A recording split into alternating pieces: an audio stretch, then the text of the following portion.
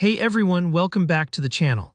Today I'm going to show you a simple but incredibly powerful way to improve your forms in Figma using margin and padding. Whether you're creating sign-up screens, contact forms, or login pages, adjusting these properties can make your designs look polished, more user-friendly, and simply feel better overall. By the end of this tutorial, you'll know exactly how to fine-tune your form elements to achieve a clean, professional look every time. Let's jump right in. I've already got a basic login form set up in Figma, but the same ideas apply no matter what kind of form you're working with. First, let's focus on the text box.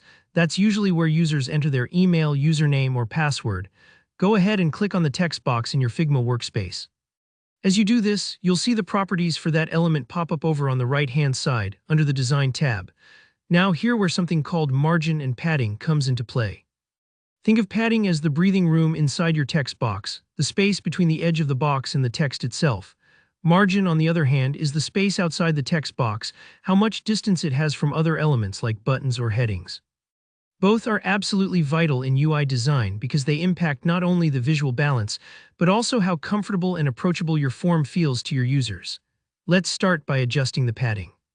With your text box selected, look for the padding controls over in the Properties panel. Depending on how you built your form, this might either be under Auto Layout Settings or directly in the Size options. Try increasing the horizontal padding just a bit, maybe from 8 to 16 pixels. Instantly, you'll notice the text has a little more room to breathe inside the box. This not only looks cleaner, but also makes it easier for users to focus on what they're typing. If you shrink the padding too much, the text ends up crammed at the edge, which can feel uncomfortable or even make things hard to read, so don't be afraid to experiment until it feels just right. Next, let's deal with margin.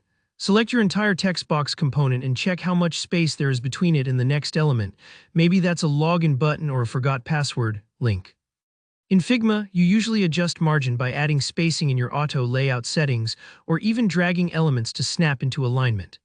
Think of margin as giving each part of your form its own personal bubble, enough room so nothing feels crowded or overwhelming. A good rule of thumb is to keep your spacing consistent, so each field and button has similar margins around it. This creates a rhythm and flow that's super pleasing to the eye. Remember, there's no single correct number for margin and padding. It depends on your design, your users, and the device you're designing for. The important thing is to always check how it feels, not just how it looks.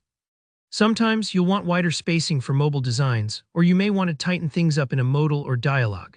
Take a moment to preview your form at different sizes, and don't worry if you go back and tweak things a few times.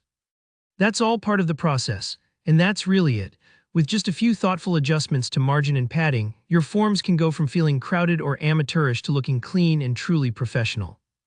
Little details like these are what separate average designs from great ones. If you found this tutorial helpful, go ahead and hit that like button, and let me know in the comments if you have any questions or want to see more Figma and UX UI tips. Don't forget to subscribe so you'll always catch the next video. Thanks for watching and happy designing.